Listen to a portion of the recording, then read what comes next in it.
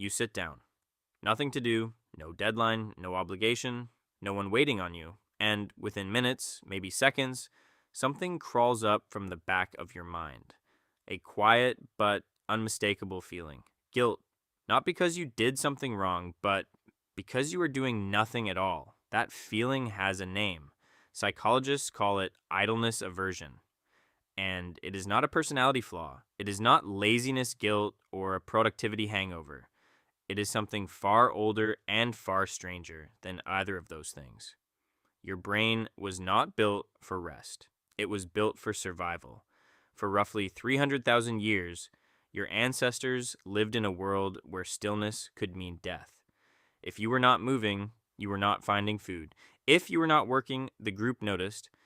Researcher Christopher H.C. at the University of Chicago ran a series of experiments in 2010 that revealed something unsettling. Given a choice between doing something unnecessary and doing nothing, people almost always chose the task, even when the task had no point, even when they knew it had no point.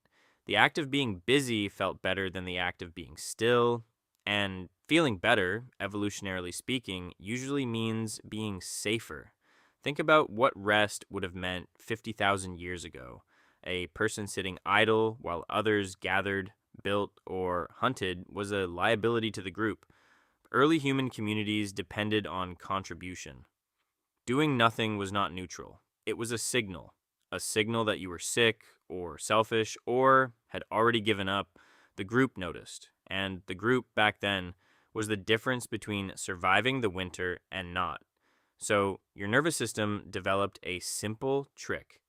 Make idleness uncomfortable. Make stillness feel like a warning. Attach a low hum of anxiety to any moment where the hands are empty and the mind is quiet. That hum never left. Researcher Sandy Mann at the University of Central Lancashire found that boredom and restlessness are not just emotional states. They are motivational tools. The discomfort you feel when you stop moving is your brain trying to push you back into action. Not because action is needed, but because for almost all of human history, action was always needed.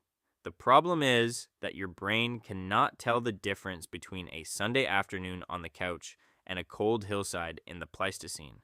The threat detection circuitry that kept your ancestors alive does not update based on your Wi-Fi password or your full pantry.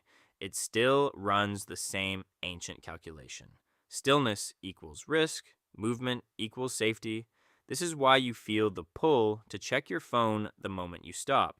Why you start reorganizing things that did not need reorganizing. Why a quiet Saturday can feel vaguely wrong even when everything in your life is fine.